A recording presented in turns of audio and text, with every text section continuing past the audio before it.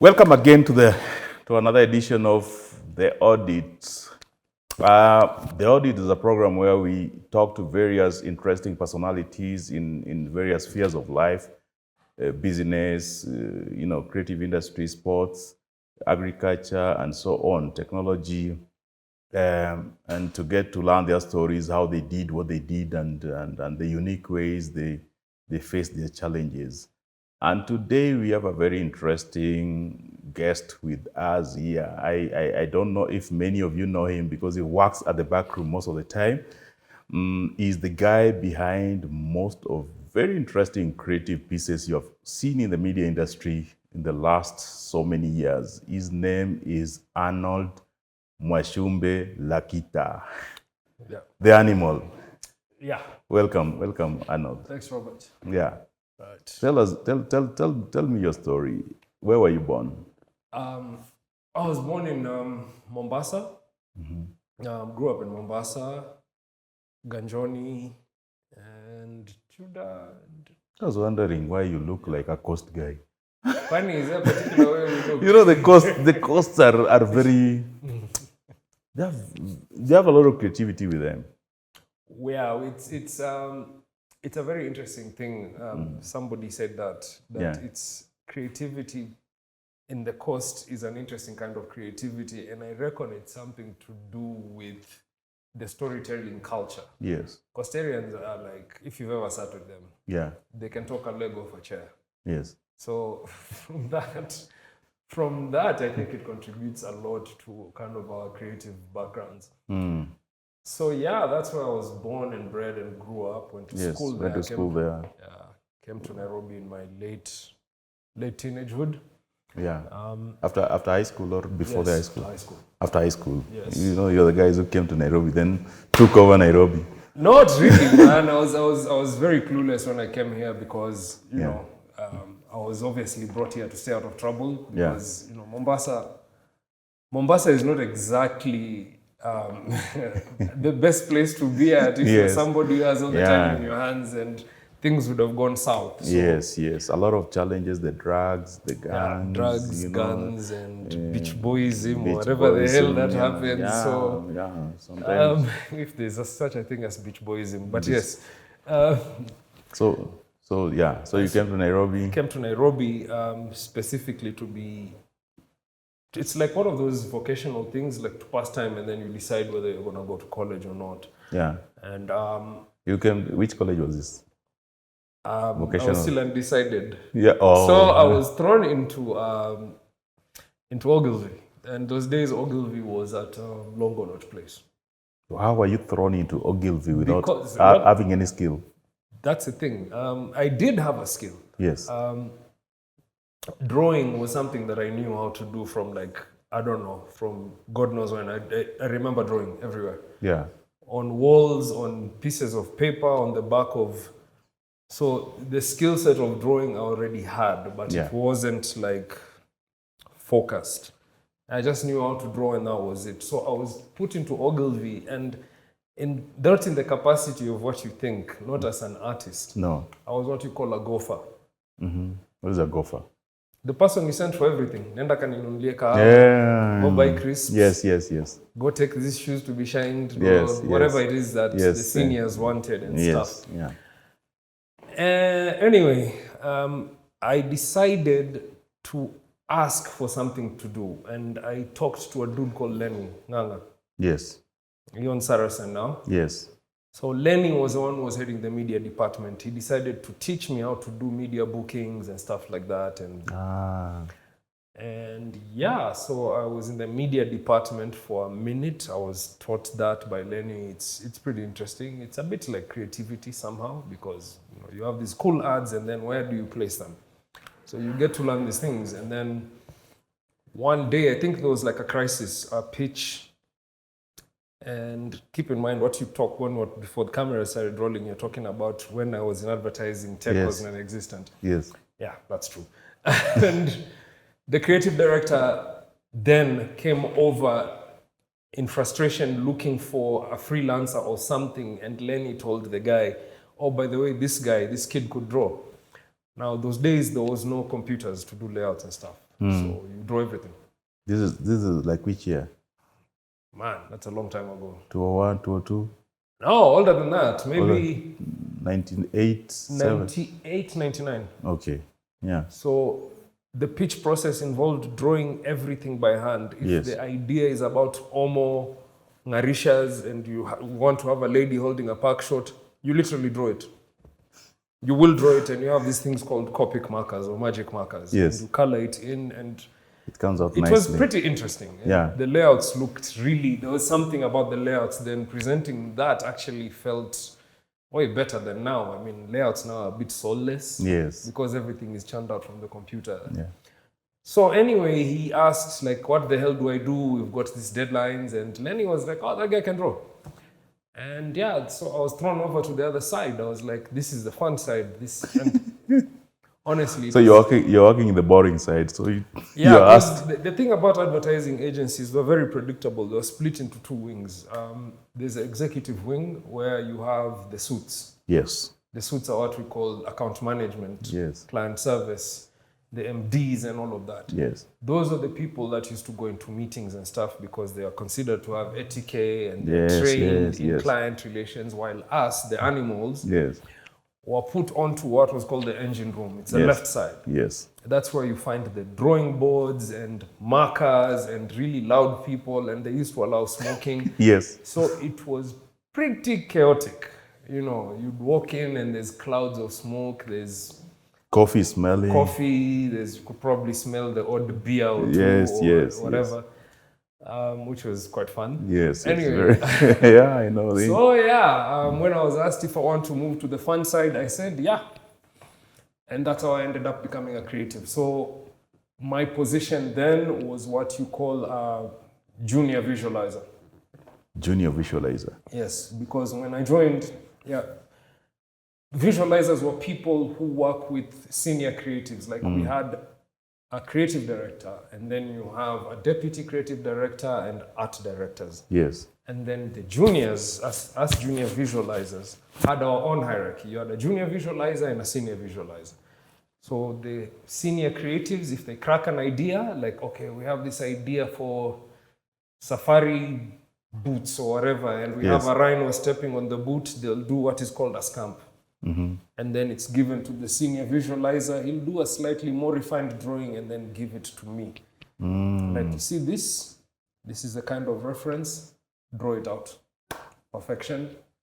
Color it, kila kitu. So the problem was, like I said, I wasn't that trained. I knew how to draw. Yes, but you're not polished. I wasn't polished. Yes. So there are some specific issues you come across if you're not polished. Yes. Like perspective or how to mix colors, get your typography done properly. So I think my first night, I ended up drawing the first layout maybe 23 times.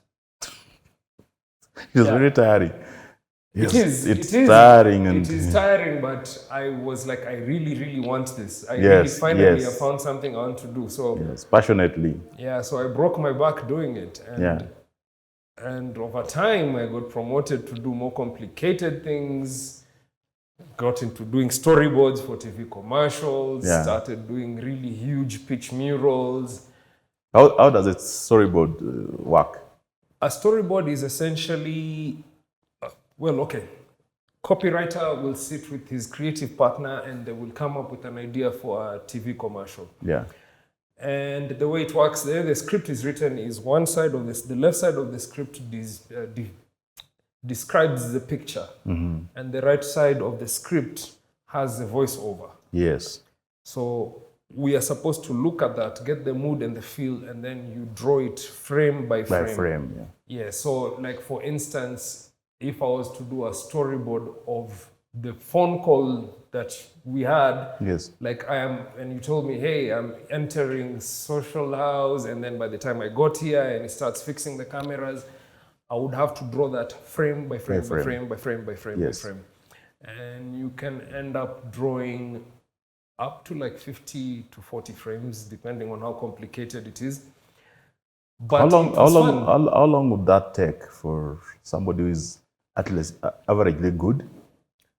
If you're averagely good, it will take you about up to 2 days, because day one, you'll go and do your pencils and inks, and then day two, you color. Yeah. But over time, if you do it like a lot, you take your day. Like it was drawing was like pretty much a practice thing. Yes. The more you draw, the better you get. Yeah. Like your wrist loosens up and you just find it easy. Yes. And in part, it's really how the creative process works. Yes. If you keep on being creative, it becomes easier. If you keep on taking breaks because of stress or going on leave or whatever it is, or sabbatical, it becomes worse. You end up having a hard time trying to get back in. Anyway. So you moved up to... I moved up to... what had happened? Actually, yes, I started asking for briefs. Because for us visualizers, we're not allowed to think. Why? Because our job was to do what we're told. Yes. And which was fine. The visual part, not the mental part. So who was doing the thinking? The thinking was done by the creative directors and the copywriters and the art directors. Yes. They're the ones who come up with the ideas. They had the sexy part of the job. Yes. We were the doers. Yes. Like you. The manual workers. Go and put this here, draw it like this. Yes. Yeah. We were the worker bees. Yes. So one day I was like, okay, I'm really bored with this thing. And I went and I asked one of the senior creatives there, like, how do I get into this, like get briefs, something that I can work on that I want to see out there. I don't want to be the guy who's just briefed to do things. And he told me, go and ask. I was like, what? He said, yes, go and ask. So I went to the creative director and I was like, you know what? I want to work on creative briefs. And he's like, oh, you can? I was like, yes, I believe I can. And I started getting these small briefs, discounts, promo briefs. And I just attacked them with as much gusto and psych as the big briefs for the Coca-Colas of this world. Yes. And I guess they noticed that. They're like, this is really nice work. You made such a simple thing look this nice. They're like, okay, we'll promote you. So I was made a junior art director. And then by the time I was 21, I became a fully fledged art director. And I guess at that point, I was probably the youngest. Art director. Black art director. Yes. In the country or in the region. Yeah, those days. But basically that one means also most probably in the region also. Maybe because those days advertising was purely white. Because every single agency was a multinational. Yeah. You had the Ogilvy's, you had McCann, you had Y&R. And those days it was Hill and Aiton, Rubicam or whatever before it was abbreviated to Y&R. Yeah. And the head offices would bring in the MD, they would bring in the creative director, they would bring in the deputy creative director. Chances are that director will be brought from out there. Yeah.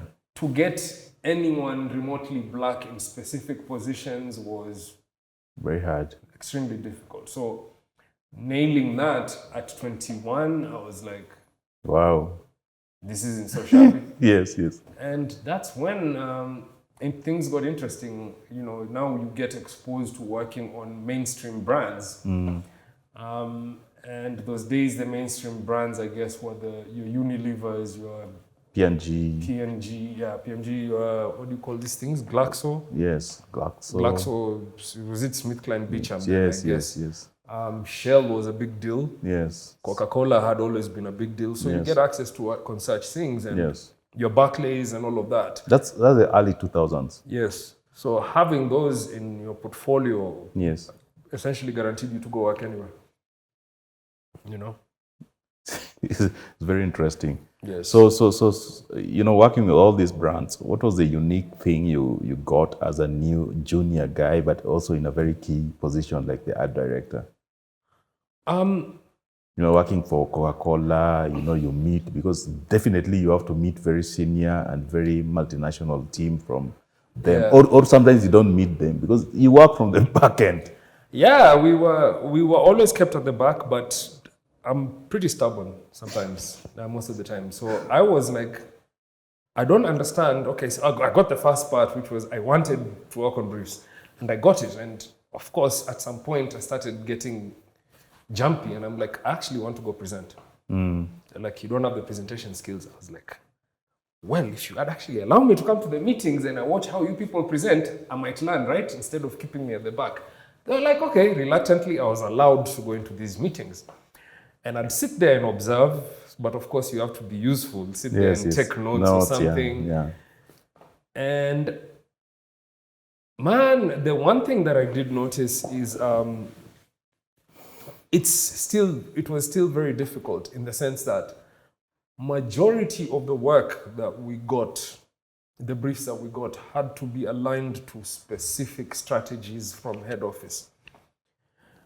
As a result, you'd have work done in, let's say, the UK or the States. Yes. And then all you're asked to do is not really change it to work for the country. Yes. Based on ethnic nuances or whatever. You just simply be asked, why don't you make these people black? And then change the script to Kiswahili.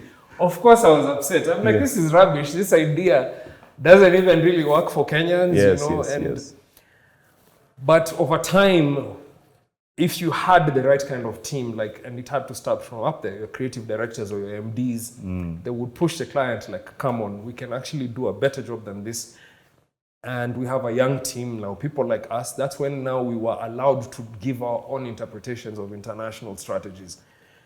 And so the one thing that I learned was you have to push to get anything. Yes. You had to really, really push. You have to push. The other thing which transitions during the time you got into that and becoming the art director is the technology.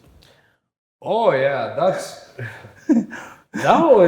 was I think that is the one thing that I would never forget till now. And people right now take it for granted, but it's the most trippiest thing I'd ever seen, because when I joined, the studio had roughly, it was full house. Yes. You had about 4 visualizers.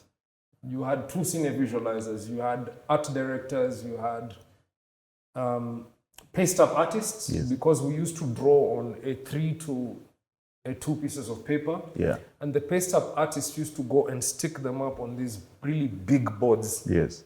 And they're put up with this thing called cowgum.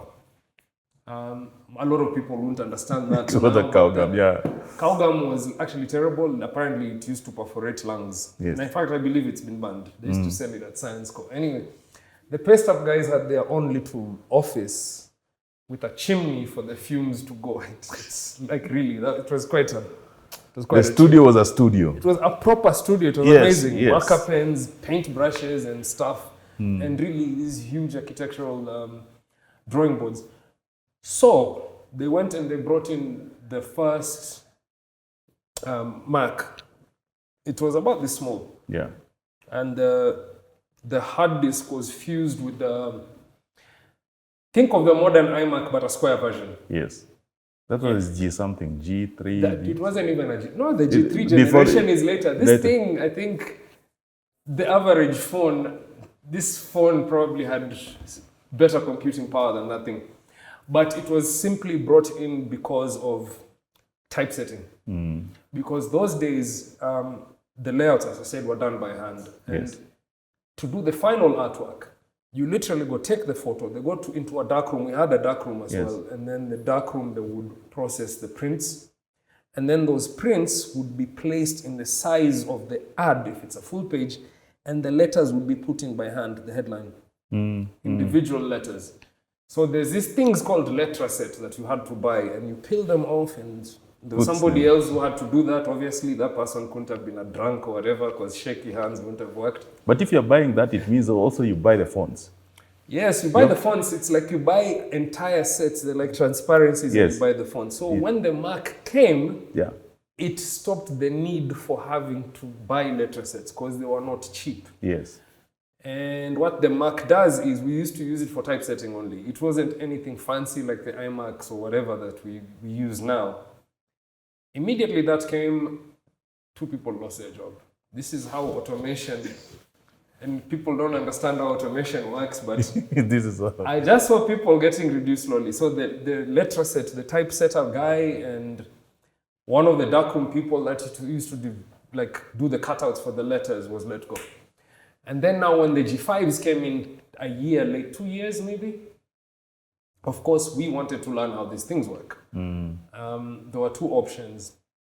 One of the first, how do you call it? It wasn't really a graphic design school. It's this company called Cool Graphics. Yeah, the Cool Graphics. Which has existed since God knows when. Yes. Whatever, I found it. Yes. And I was pretty young, and now I'm a dinosaur, and it's still there till now. Yeah. So Cool Graphics had this school where they taught people specifically how to use Macs in production, in the production sense. So you'd have to go bother the office to give you permission and money to go join Cool Graphics to learn. But because I was an art director, I was repeatedly told no. They're like, no, your job is you're the thinking guy. You don't need to go learn how to use. I was like, no, you don't get it. I like doing my own layouts, you know. So I decided to teach myself how to do that. Using the office computer. Yes. Yeah. It took me about, I think, 4 days. That was it. I learned I think one program in 4 days, and then the other one maybe a week or so. So slowly I just started learning these things, and over time I just kept on seeing the studio reduce, because then you don't need paste up artists anymore. Yes. Because now work is being projected and or being presented on a screen, etc., etc. And over time, the studio just shrunk to I don't know, 5 people. Yeah. From how many? From 20, 30? From about 15. 15. Because everything is automated.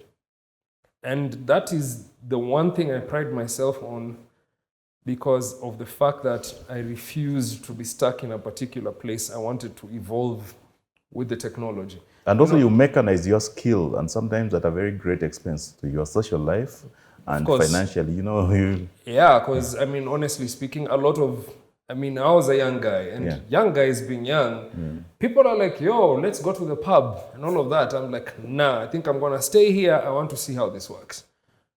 And yeah, you lose all of these things, but in retrospect, I look back, and all of those nights that I used to put in to learn that was well worth it, because there was nothing worse than meeting up with people who were your peers, and it's like, so what are you doing now? It's like, I'm still doing. Why? Because I didn't acclimatize or evolve. Yeah. So it's a terrible thing. Yeah. Ideas is one thing, having them, but you kind of have to keep up with the times on how to be able to execute them. Yeah, and a good number of your peers have been run out of town because they didn't evolve the technology. Exactly. So you evolved from, and that's a creative process. So you've stayed at almost the same agency. You stayed there. No, I didn't stay at that one for long. I stayed at Ogilvy for 8 years. They literally trained me in almost everything. They took me to master classes. I met my creative heroes because of Ogilvy. They took me to the UK. They took me to SA and all of that. But of course, that came with a price, because you'd have to sign that you can't leave if you get such resources. Yes. So we were given, I was lucky then when I got into it, we were given unlimited resources to be able to grow. And then this is, I think, a periodic thing with creatives, because I was like, 8 years, that's quite a while. Yes. So McCann approached me, and they were like, okay, so do you want to evolve? Do you want to grow some more? Yes. Like, where are you right now? What's your position? I was like, this is it, I'm an art director. They're like, why don't you come and then become a senior art director? I was like, really? Yeah. How much money are you going to give me? This much. I was like, let's go. And then it was 6 figures, man. Yeah. Yeah. So my partner then, because it was easier to move with a writer. Like if I'm the artist, you're the writer, it's always easier to go together somewhere else, because I don't want to start meeting a new writer and then getting to know how he or she works. It's a bit of a tedious process. Just simply move together as a package. Yeah. So my partner then was like, yeah, let's do this. Let's go. So I go to Macan and I sign the papers, like, that's it, I'm done. And then I call him, I'm like, bruh, you haven't taken your contract. And he said, he was pretty religious. He said, I talked to God and he told me not to move. I was furious. I hit the roof and stuck there because there's this... How did you talk to God and you've agreed? I think I'm you have no idea. I lost my mind because... because you've told, you've assured your new employer that you're coming as a package. Yeah. So, first of all, there's the coming as a package thing is no longer happening. And then this is employment. It's not easy living a comfort zone. It's not. No. It is pretty hard. And it's kind of easy if you're living with somebody who you trust and is your partner. Yes. So I was petrified and horrified, and I was like, oh God, how is this going to work? But anyway, I went ahead. Too late anyway, I'd already quit. They didn't even try and keep me, which is really what hurt my feelings. Why? But I assume maybe because I was a bit of a troublemaker then. Yes. So they were like, yeah, good riddance. I guess, no, they didn't say good riddance. I was thrown for a farewell party and things, and I went, and 1 month in that place, it didn't even, I think it just maybe 2 months, ScanGroup bought it. And that was pretty wild because 1 second I was sitting in, I think it's near Brookside, that's where it was. Yes.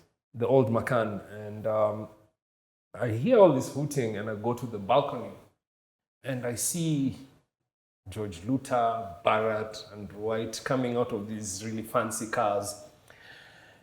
And then we're all taken to the boardroom and somebody announced saying, we have good news and bad news. What do you guys want? And we're like, okay, start with the bad news. Let's just get this over with. They're like, okay, some of you might have jobs, some of you won't. We're like, oops. Yeah, you've been bought by ScanGroup, and as of right now, we're going for quick interviews. Yes. That's how unbelievable it was. They took phone extensions and we were being called by name. So I remember, alphabetical order, my phone extension, I was up there. Yes. So I was the first guy to be called in. I remember I had 2 cigarettes because I was stressed. Yeah.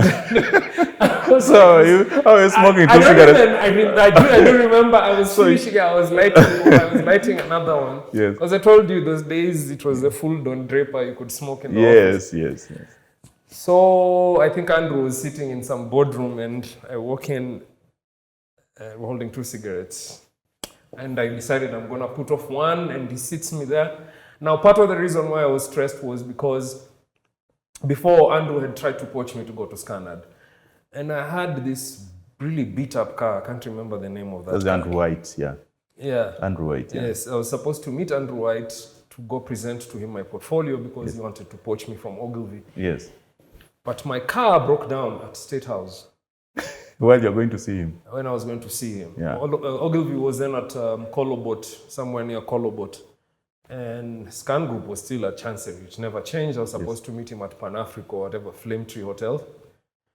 And Andrew, I'd already sent someone with my portfolio to Andrew, and portfolios were physical. So Andrew had to walk all the way from Chancery to Flame Tree.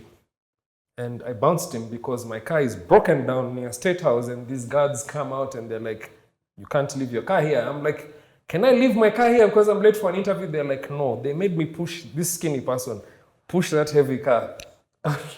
Push it. So anyway, by the time I had pushed it out of the way and blah, blah, blah, Andrew had sat at Flame Tree waiting for me, furious. Yeah. Like this guy's kid makes me carry this huge portfolio, walk all the way down to Flame Tree and then walk back. So I was pretty sure when he had called me now, that Macan thing, like I was like, this guy is not going to hire me, man. He probably thinks I'm a punk, but no, he said, okay, so how long have you been here? I was like, a couple of months. And he said, okay, get your stuff. You move to Chancery. Just like that? Yes, in one day I'd gone to work in one office. Yes, then you find it. And then I end up in another in a day. And that's how I started working with now Teddy Mudusi. Yeah.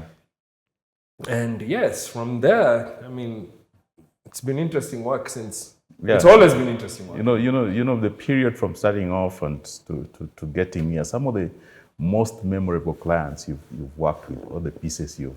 Oh, my most memorable. Yeah. It would definitely be Smith Klein Beecham. Yeah. That's for what? For that one, we had, that one I had worked on a storyboard particularly, and I really loved that storyboard. It was for a cold medicine called Coldrex. Yes. And there was this comedian called Steve. What the hell is his name again? The guy with that cock. Yes. The guy who coughs. No, not that one. This is Coldrex was this medicine where it's got all of these things, lemon, whatever. Yes. So the whole idea was to treat your cold, you could actually take an egg, and it's this comedian trying to get the chicken to lay an egg, or you take honey. So it's a round table with all of these ingredients. So I had to literally draw stick papers, like I stuck them across a room, and I drew the entire storyboard from start to end. And then finally it's this, you take the pill and that was a very memorable commercial, and it was the most epic storyboard I had ever done, because I covered the entire room with that, and I was particularly proud of that. I was particularly proud of working on Barclays dancing robot. The dancing robot. Yes, the dancing ATM. Yes, having to do the design on that. It was brilliant. That was still during the very manual period. Yes, because I had to do the designs manually. Yeah. Man, there was like, there were a lot. I had to draw like a lot before they settled on one. Yes. And I worked on that for quite a bit. Shell Helix was a pretty good client, because they actually allowed me autonomy. As an art director, I didn't have to have a CD overlooking me or telling me what to do. I was basically given autonomy to do what I wanted, and I did some pretty interesting work on that. I think it was the first ad. It was the first proper 3D ad done here. Besides the dancing robot, I mean, it's pretty dated. Yes. But that was a couple of years after, and the whole idea was Shell had this strapline called the living oil, and I was like, this is pretty boring. And then the idea I came up with was the car turns into like a transformer, and it fights all of these things, grease, dirt, or whatever. And so we literally flew the production team to SA to do that. So that was pretty good. Kenchik was very memorable. Yeah. I remember that. We did some pretty interesting campaigns with Ndavi. And that's Dennis. No, Eric. The late Eric. Eric, the late. Oh. Yeah, so we did, because those days all the commercials were like 60 to 90 seconds. Yeah. We wanted to do it differently, and we did this series of short commercials where it's this guy trying to get these chickens and to eat them, these roadrunners. But he ends up dying, or he's dressed up as a bush to catch a chicken. He ends up being mauled by dogs. It was pretty cruel comedy, but it was funny. The whole idea was there are easier ways to get chickens and all of that. We worked on a bit with Eric Ndavi on the Ever Ready campaigns, the Watchmen and stuff. The Watchman who goes off duty and he hangs a torch to look like he's working. So we did that with Ndavi. Bic, Hako Industries, for the late Chris. Scanner, the PSI days, working on PSI, working on Trust Condoms was absolutely hilarious. Very interesting, yeah. It was a ton of things, man. I wish I could remember all of them, but yeah. But also the technology, you came from a very manual, like you're saying, and also, but now you come from very expensive, expense now is to the company, but very, very high processing computers and all this creativity, because the creativity with the Mac, you've had it. Yeah. We art directors, okay, I have to create a distinct difference here.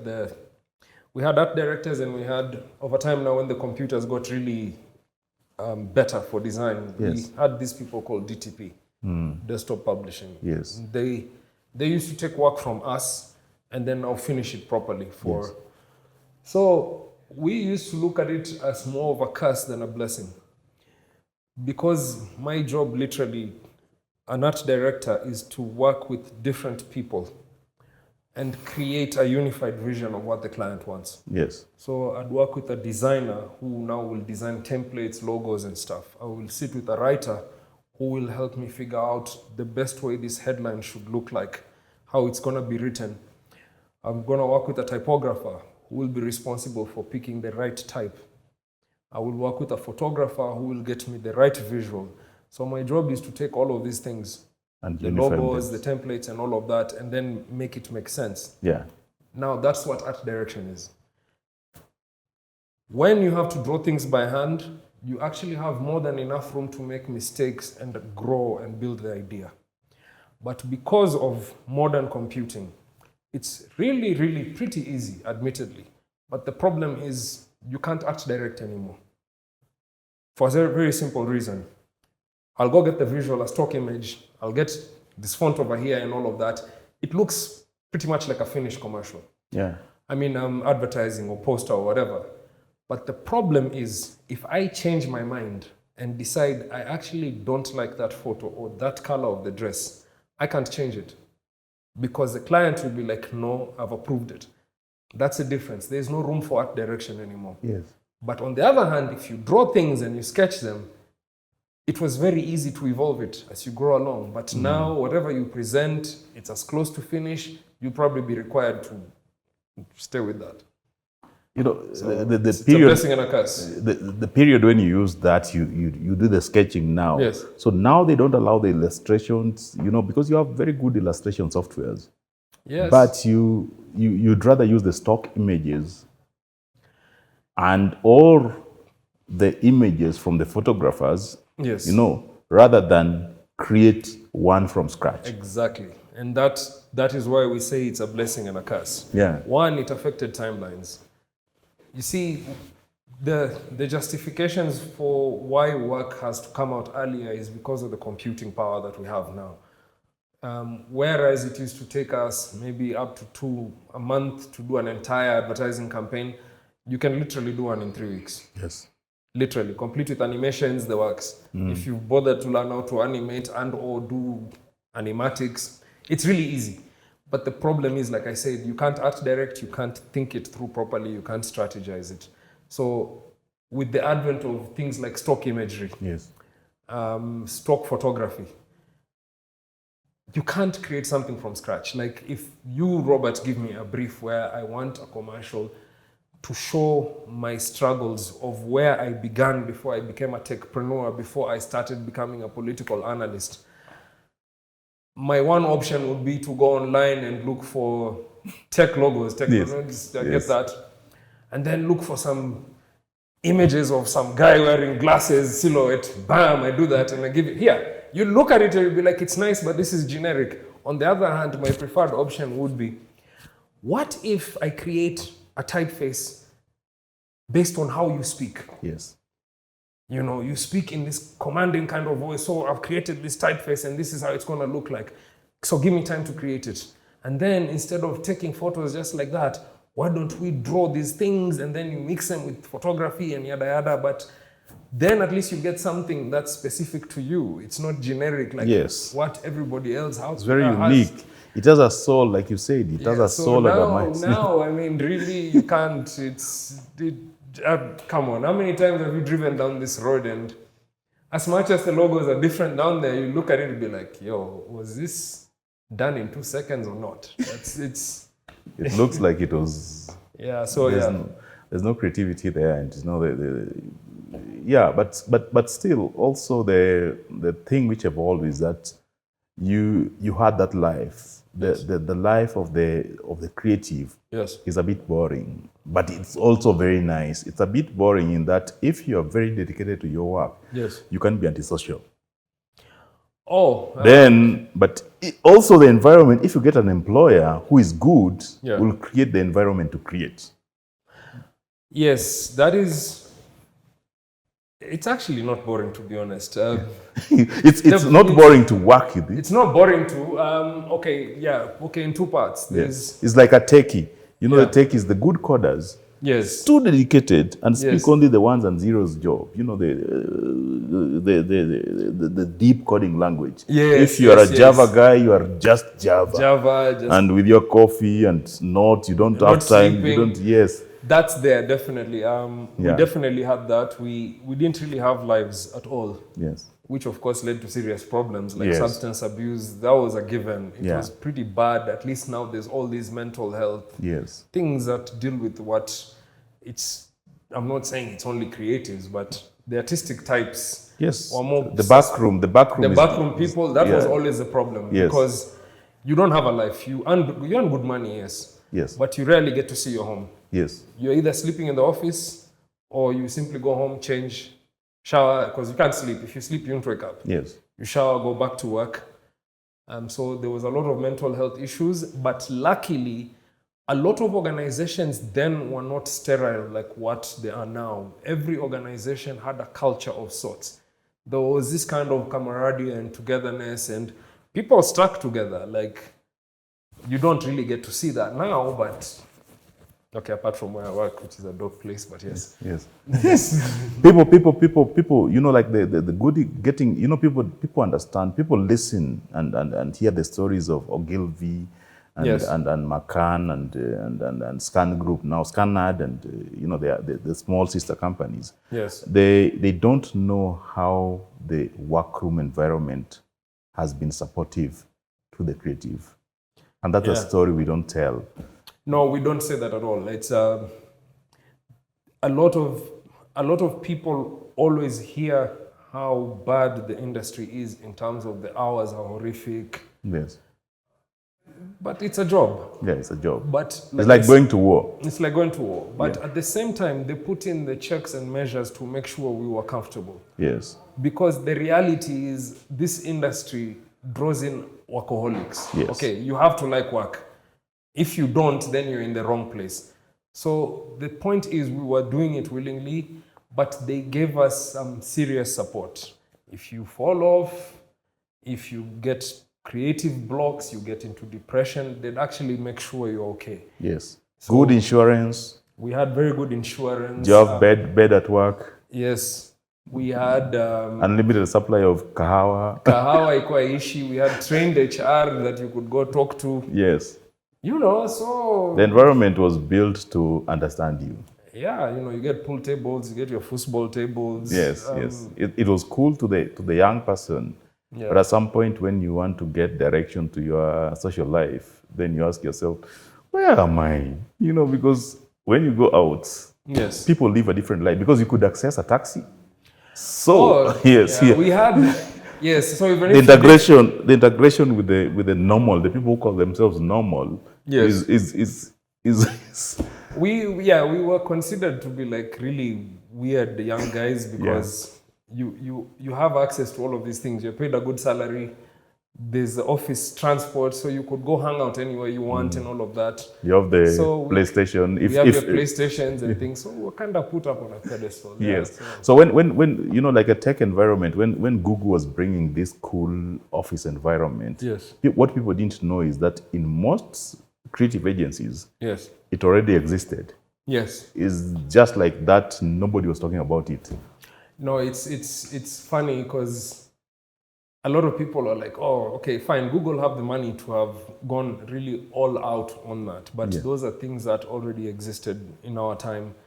I don't know about now because now it's mostly boutique agencies. Agencies are shrinking again. Yes. But those days, agencies were pretty big. Yes. So we had all of these rec rooms, thinking rooms, places, smoking rooms or whatever, bars and things.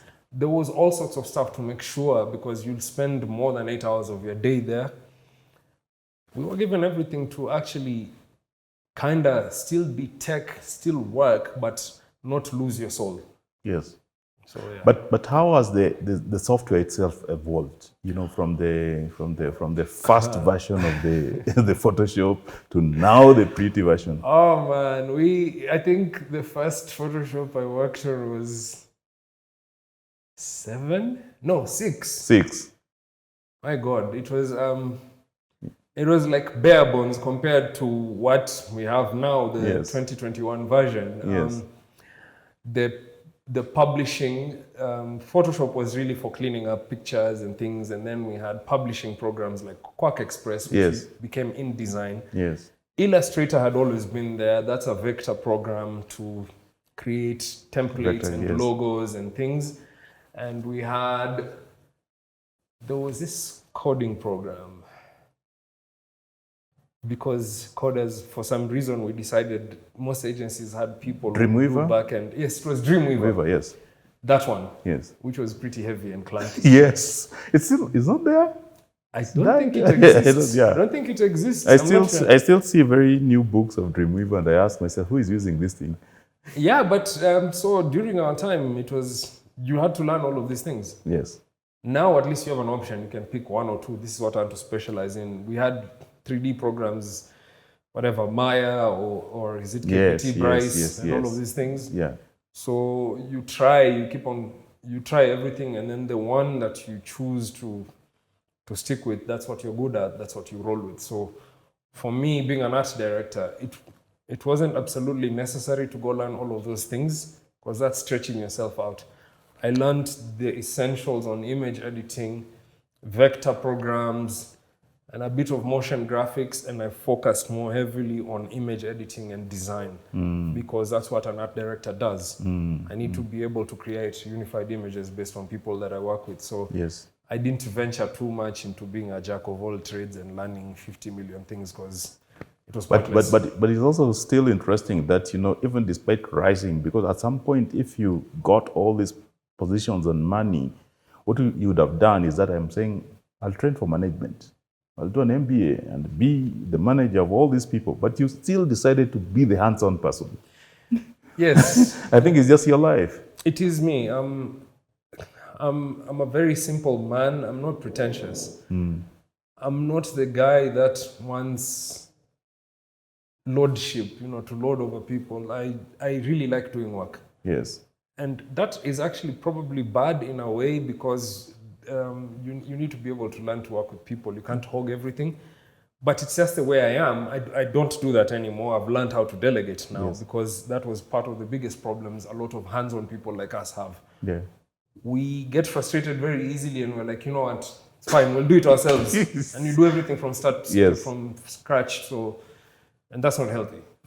But going back to the softwares, moving from the version 6, it was called what? The Creative Suite? No. Those days, it was just a version. It was just Adobe Illustrator, Adobe 6. Photoshop, 6, 7, like that. You buy them separately. And also, I don't know when you can correct me on this. When Macromedia merged with Flash, with Macromedia, and and Adobe. I think they were bought by Adobe. They were bought by Adobe. And it became now Adobe became yes. Then now I don't know how you move from what standalone desktop app to now the cloud apps. Okay, so what happens with that was before we even moved to cloud, you had to buy these programs in packages, and because not every companies could afford to buy these programs. Yes. But the people on the outside couldn't. So, and we had a lot of peer-to-peer programs those days. We had LimeWire. Kaza. You had Kaza. You had Ares. Yes. So what used to happen is you used to trade. It's like, I'm looking for the latest version of this. Yes. I will give you this program if you give me that. So we used a lot of peer-to-peer programs. Yes. To get stuff, to get software. But also you block it from connecting to the internet. Yes. Yeah, so that was pretty illegal. Yes. So over time, but they were expensive, I think we couldn't afford those things. Even companies couldn't afford the latest softwares. So at some point, when us backroom people started complaining, like, we've been working on this thing using an outdated dinosaur of a program, please help us out here. Companies started investing in creatives more. And then now we started getting the cloud deals, or just you buy the entire suite in an indefinite no expiry kind of thing. But that's pretty expensive.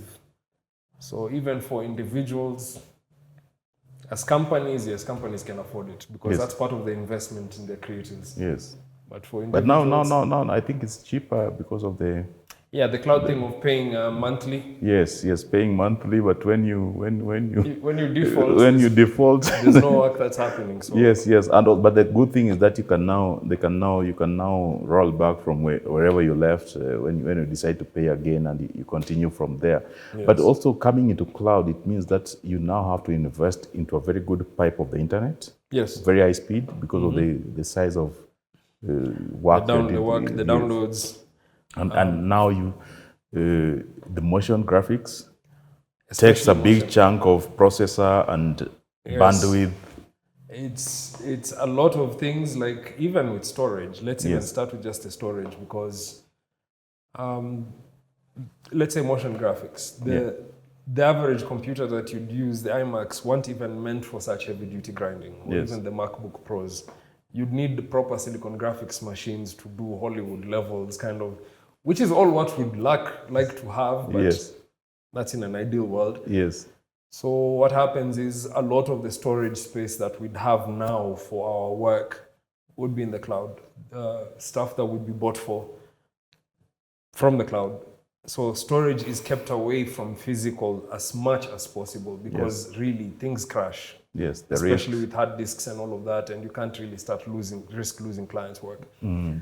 So yeah, it's How interesting or how challenging. I don't know how many people transitioned into, because I know also a very good number of the creatives who could not afford the Macs Yes. were still on Windows, Yes. using the Windows version of the suites. Yes. But still, when Microsoft decided to bring in the Surface, yes. how did it change?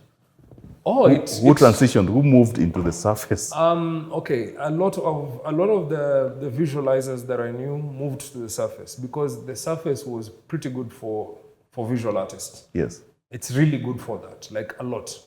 They transitioned into that and then they went into motion graphics. A lot of them became animators and stuff. Yeah. That was actually something that I considered doing because of my drawing background. Yes. But yeah. Why didn't you do it? Or you're just not a Windows person? It's not that. Yeah. I mean, I literally multi-platform for the longest time. It's just that, like I said, art direction is a different kind of animal from being a visual artist. And it reached a point where I had to decide. Yes. I was like, am I going to be an ad man and make ads? Be a creative director, art director, stroke creative director? Or do I go towards being a visual artist? Because my aim, finally, what I really, really wanted was to actually end up in animation and stuff like that. But at that point, my career was rising. I was like, do I really want to go back and start learning these things again? I mean, I could draw, yes. I knew how to do digital art. I had transitioned properly, but I was like, man, animation is a whole different kind of breed. Yes. And I am having fun here, being a senior art director, becoming a CD and all of that. Why do I want to do that? Which I really regret, but yes. Yes. That's life. So yes, the Surface did actually really, really help. Yeah. But that was now towards the visual artists, the digital visual artists. The Surface, then now the iPad started becoming so good. The iPad Pros now. Well, before the iPad Pros, before the Surface, we had the Wacom. Well, they came out at the same time. And then the iPad Pros introduced specific things that could help you actually also draw visually and stuff like that. But again, it depends on how you wanted to use that. I mean, are you a guy who does it as a hobby or do you do it for money? Then you wouldn't be able to do it for money because it still wasn't strong enough. The iPad Pros was still not either not good enough, the size not big. The size is yeah, that is really more of a hobby thing. Yes. So if you draw things to put on your Instagram, okay. But if you want to do that as a professional artist who does intros and or gifts for money and things like that. So, you bring in the Instagram, then we think of social media and social media, how it has created all these transitions. Yes. Because now, even your final product Yes. might not end up in the TV or the newspaper, Yes. but it's going to end up in Instagram stories or Facebook stories or TikTok.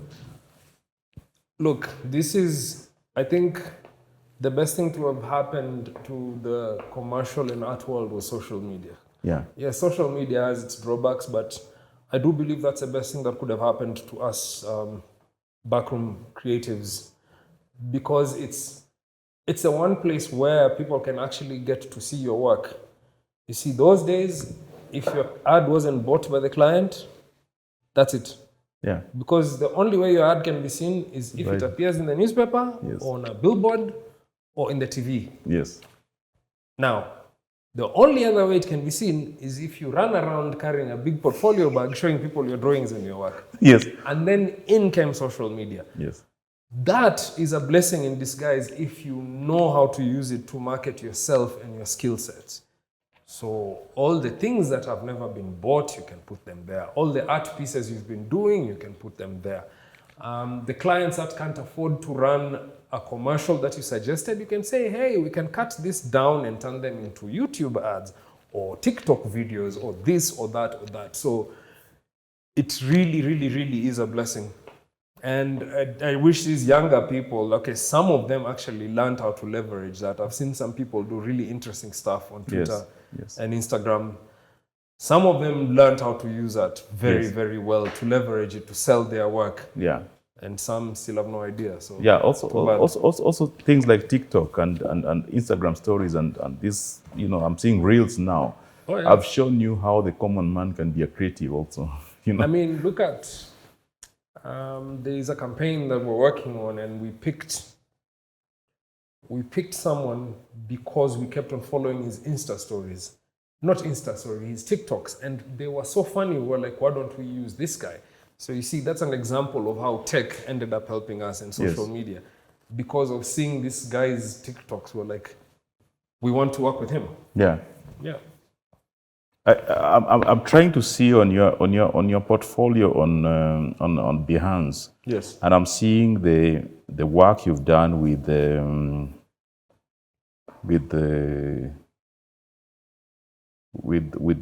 Two Rivers. Yes.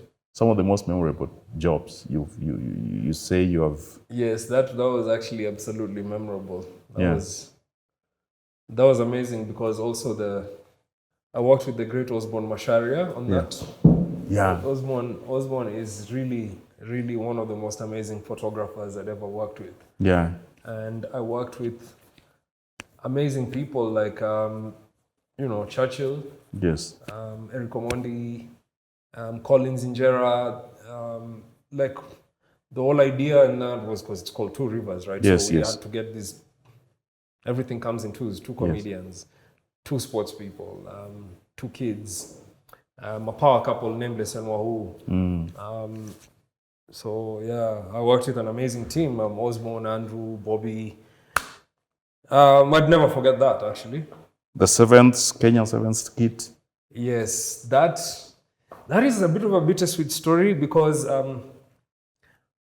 the creation of that kit, I literally drew that logo by hand, and the whole thing was based on ellipses. I used the rugby ball ellipse to create the shape of the lion. And the thing about the sevens kit was the lion is supposed to go on the side of the shirt. Yes. So when the player is running, it actually looks like a lion.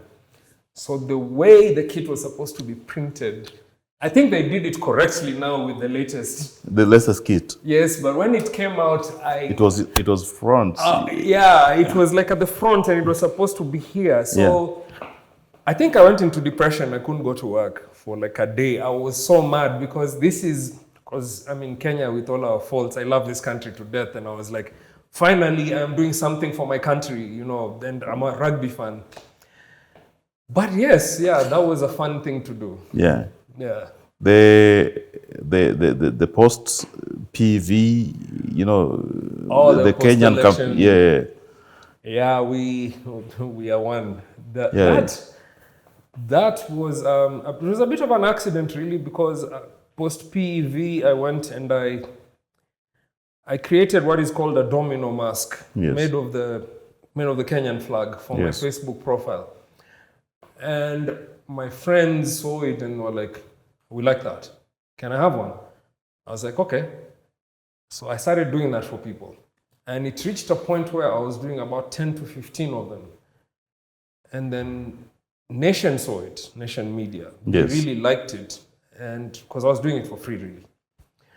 And they really liked it. They bought it off me and they gave it the tag, We Are One. And it became the official post-PEV look, which was really, when you look at someone, you're looking at a Kenyan, not a Kamba, not a Luo, Kikuyu, whatever. That's where the idea came from.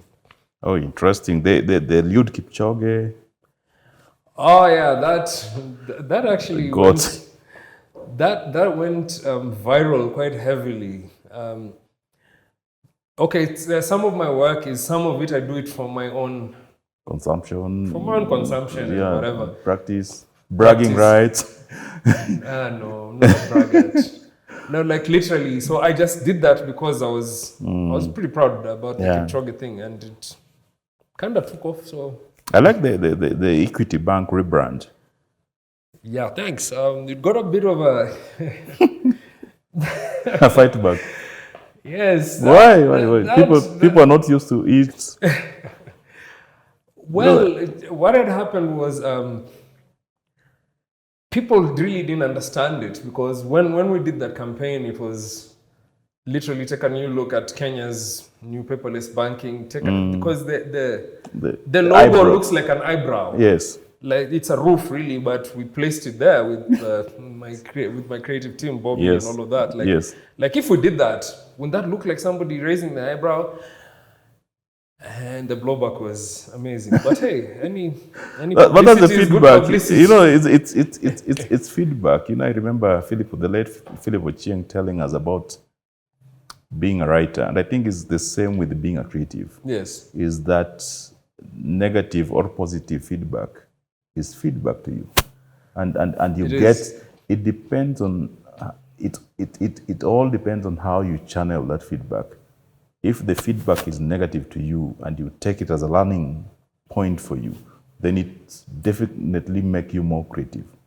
But if it kills your psyche, then you know the negative, because with social media you sometimes expect it to be very vicious. It is. The feedback can be.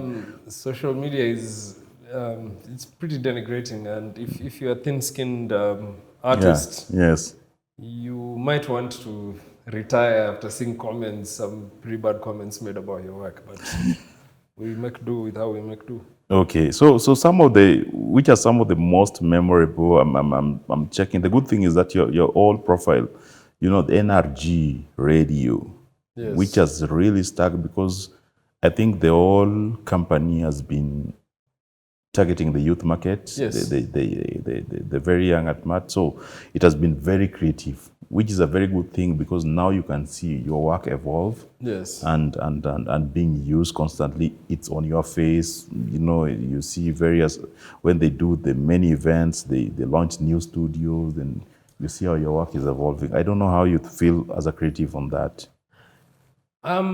Of course, it's a great thing, because what happens is when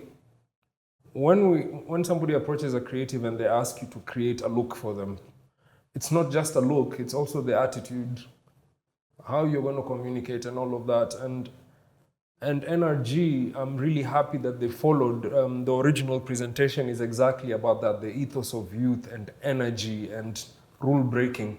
And the fact that they're still following that makes me feel pretty proud that they still stuck to the strategy that I had suggested. So seeing that makes me really happy, to be honest. Yeah. Some of the most interesting people you've worked with, or worked under you, or worked on top of you, you can mention. Oh yeah, definitely. The late Eric Ndavi was my partner for the longest time. Yeah. An amazing writer. Teddy Mudusi, of course. Yes. Teddy. He was the first Kenyan Big Brother.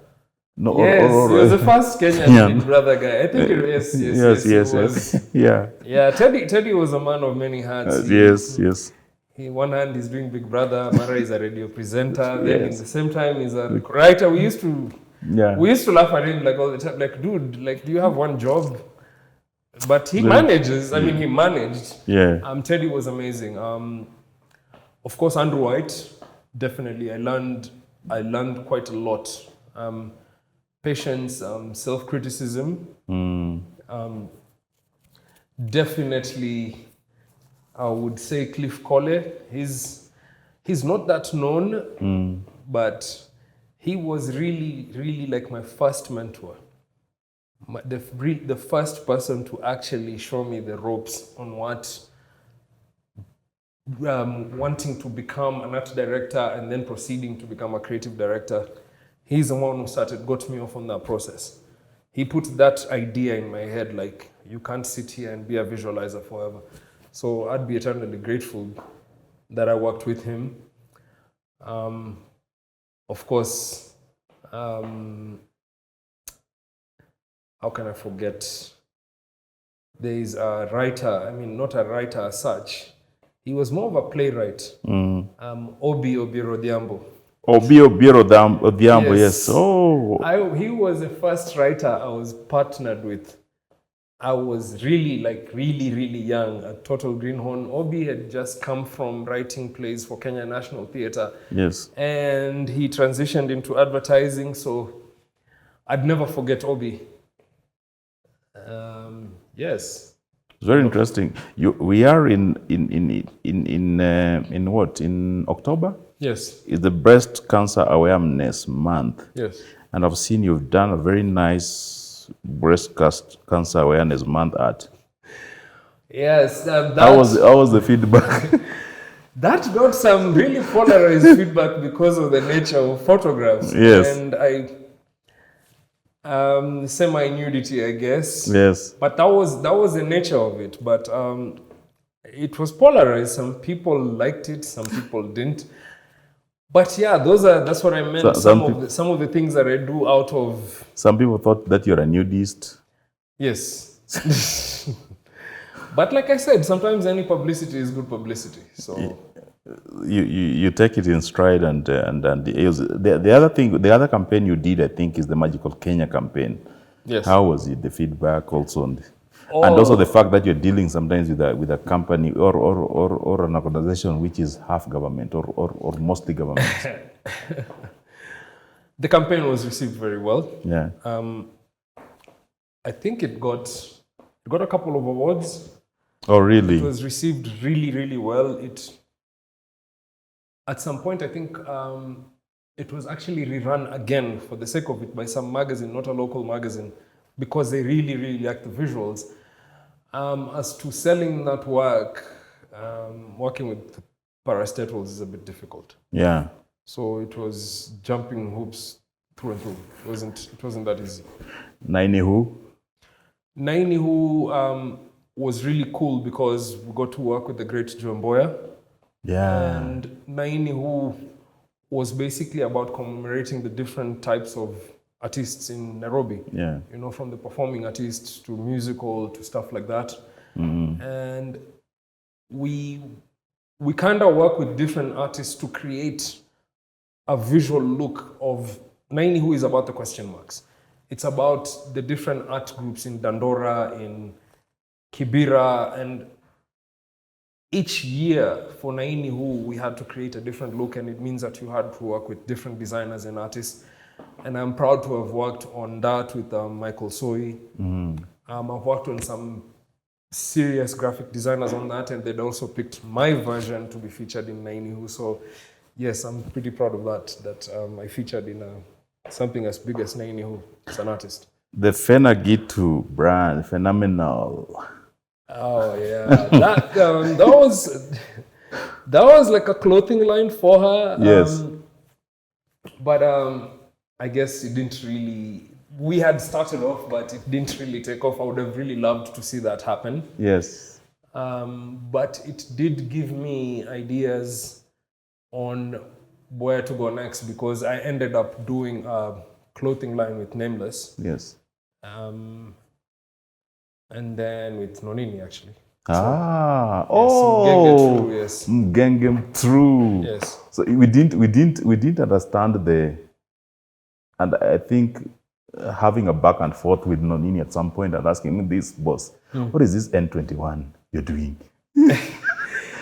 Yeah. Then what is this N21 you're doing? Then at some point I realized this, I'm reading it wrongly. Yes. It's Ngengem true. Yeah. Yeah. So, but I'm very happy seeing him in US, and he has now a clothing line. He has all this. He's pushing his brand in the US in his tour. Very interesting. I don't. Yeah. So I'm pretty proud to be. Yeah. How do you give back? How do you mentor? How do you encourage these young creatives? Because sometimes the openings you got were a blessing to you, but they are not as lucky. Because, like I was saying to you, this is not something you can teach somebody. It's from self-interest and self-initiative. And most of the good creatives there, taught themselves under the wings of people, not in a school. I used to use my social media platform a lot. So what used to happen is when you post your work, you actually show the breakdown of the process of how you got there. And then people would ask, and you'd actually give them a reply, oh, how did you do this? Do you mind showing me this? Which is a bit more tedious, obviously, I think. But I did try from that perspective. And then we were part of this group on Facebook called the Art Directors and Copywriters Club. And then I guess work took over, and maybe the group quality kind of changed, or the direction changed from mentorship to more competitive, which at this point, at my age, competitiveness it means nothing to me. It's not about competitiveness. It's about getting pleasure from your work. It's not about getting likes. It's not about this is correct or this is not. It's not about that at all. So ideally, yes, I would, because I don't see myself doing this forever, I would end up actually do a mentorship thing somehow. I don't know what it is yet. Yeah. Is it a school? Is it online? Or I don't know what it is yet, but for now, it's something I'm thinking about. For the young people, for the young upcoming creatives, because the creative industry is big, like you say, the copywriting, the design, illustration, etc. Where is the opportunity? Okay. It's a bit tricky because what happens over here in this country is we don't necessarily have what you'd call proper design schools or advertising schools or illustration schools.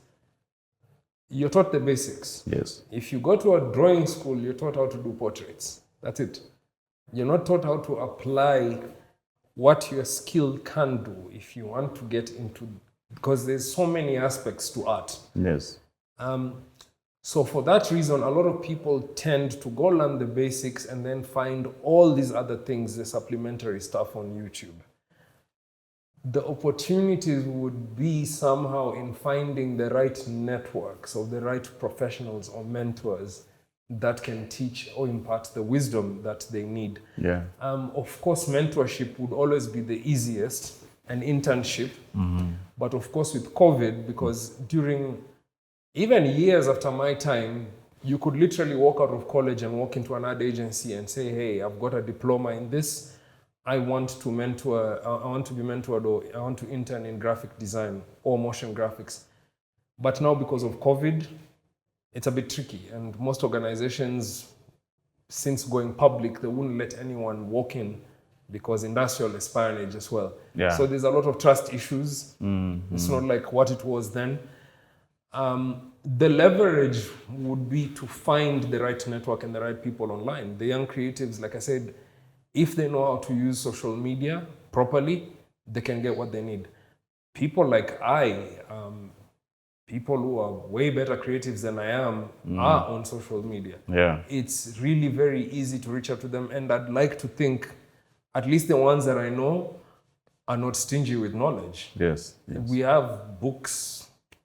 We have access to things, to tutorials and stuff that we can easily share, because where we came from, we understood the value of learning stuff and people giving you the information that you need.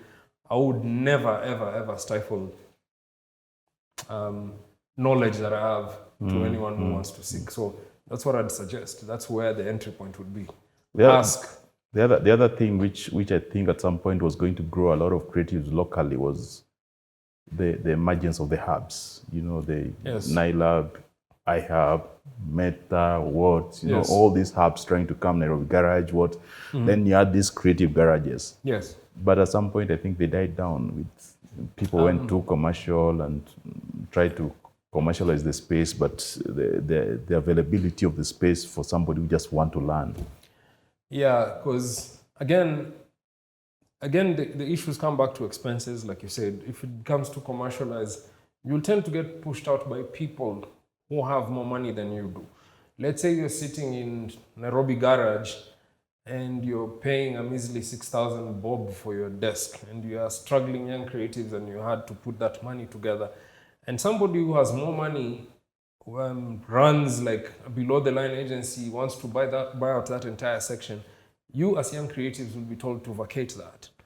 You know, I mean, I would assume that's what would happen. Yes. So what these places should have done is at least given a concession to the people who are still on that learning curve. Because really, a country is about the emerging creatives. It's not about the established creatives. The ones who are coming up are more than the ones who've already been established. So they need to bring those up. And of course, COVID affected a lot of that. Yeah.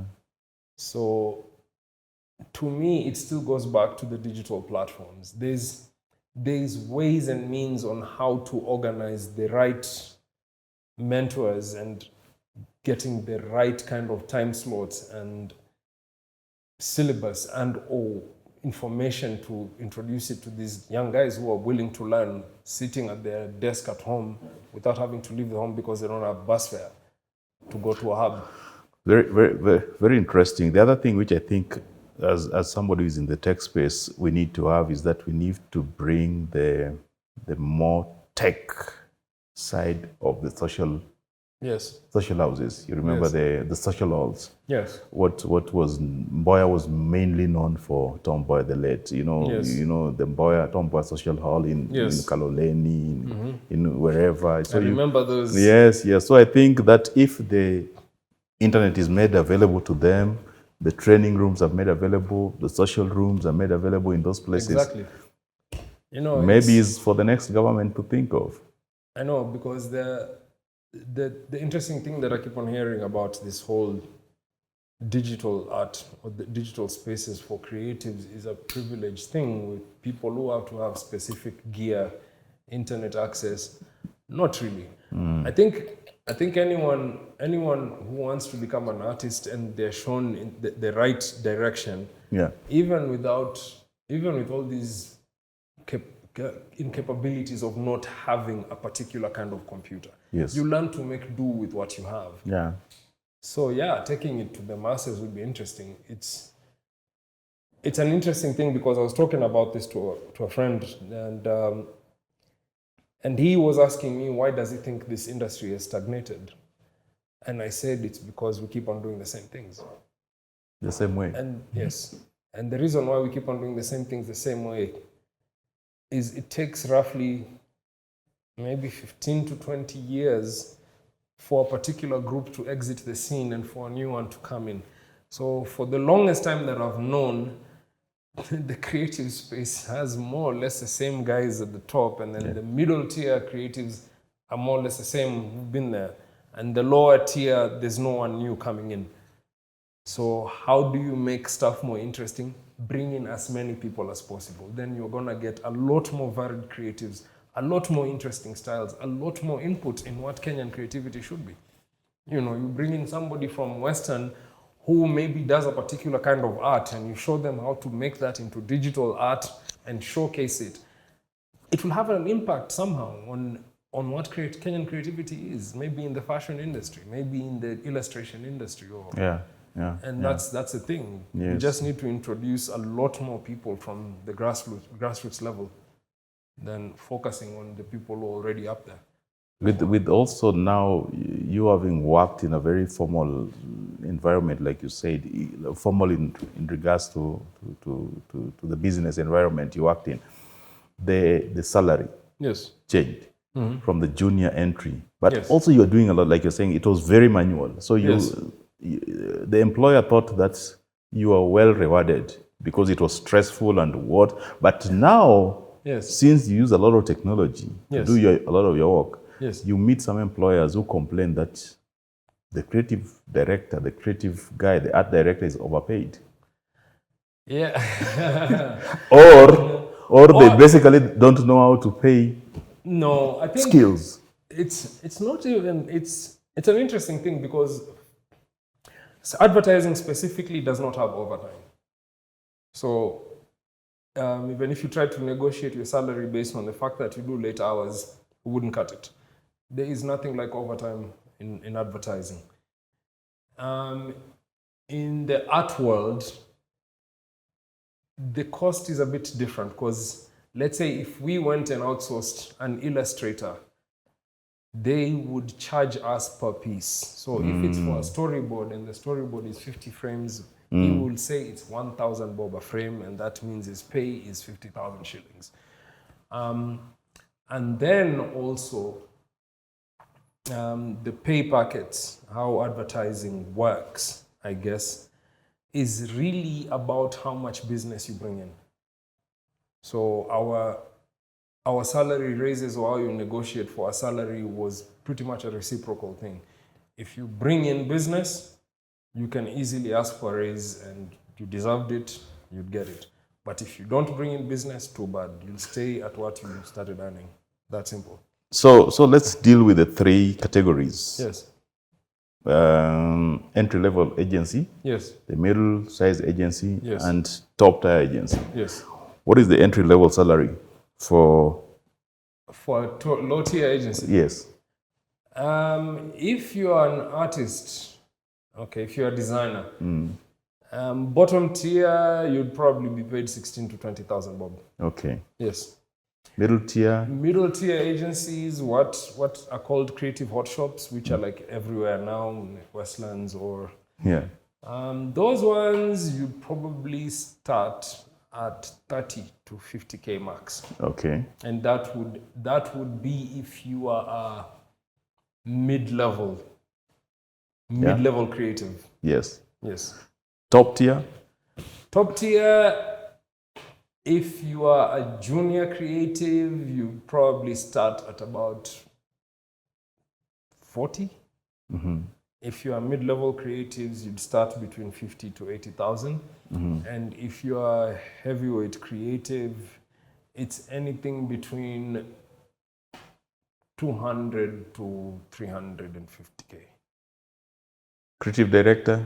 Creative directors, that would probably be about 400.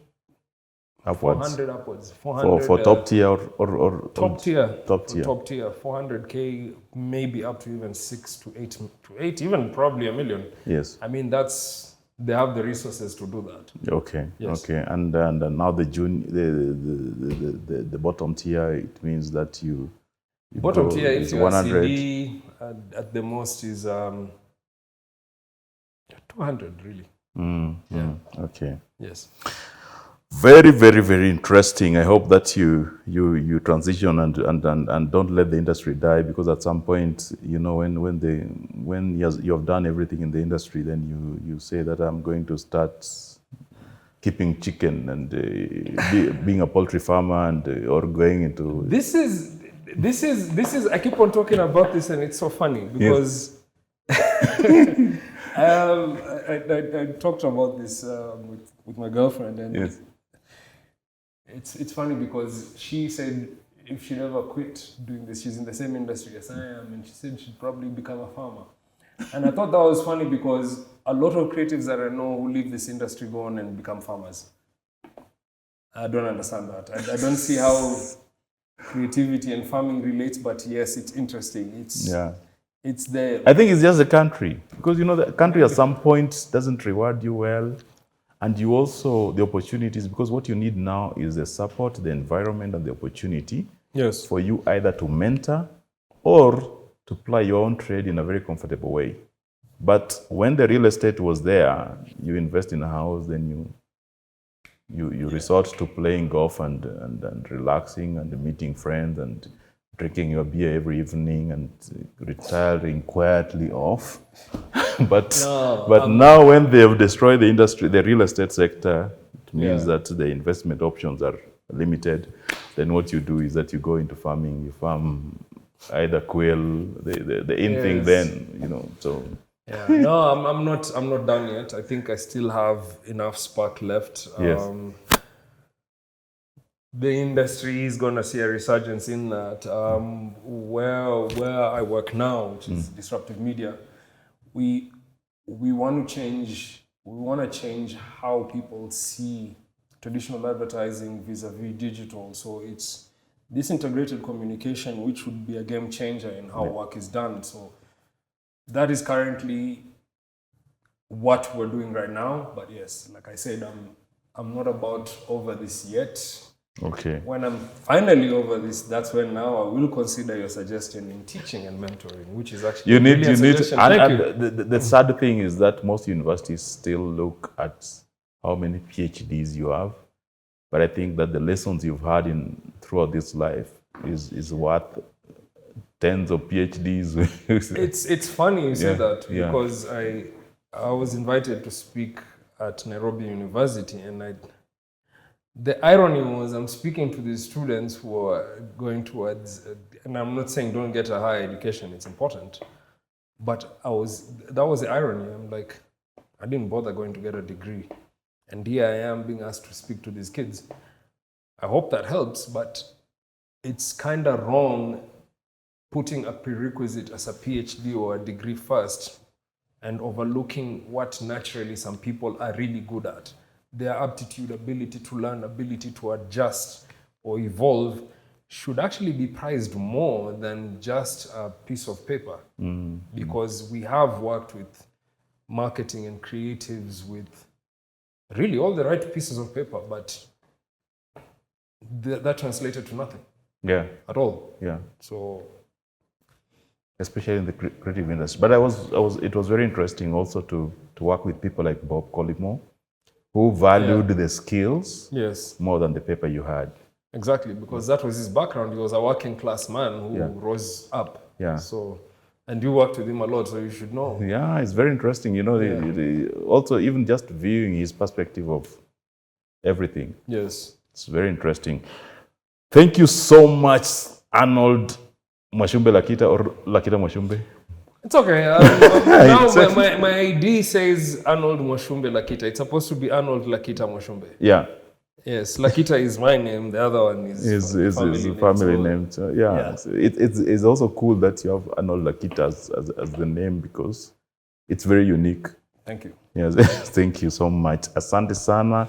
If you want to check on Arnold Lakita, you are on Behance. Behance is the creative portfolio platform. You can always go check his work there. Very amazing. And also check some of the Kenyans who are doing a lot of... Kenyans creative. You never work with them, but you see them creating online. Yes. Can you mention some? Osborne Macharia. There's Osborne Macharia. There's a photographer. The photographer. There's Andrew Mageto, the cinematographer. Is Ray Otieno, who is a brilliant editor. There are so many. You check their work on Behance. You'll get to see the amazing creativity of these Kenyans. Thank you so much, and this has been the Audit. Like always, subscribe and share this thing around because we want to share the lessons, share the experiences, share the life lessons. Asanteni, thank you. Until next time, bye-bye.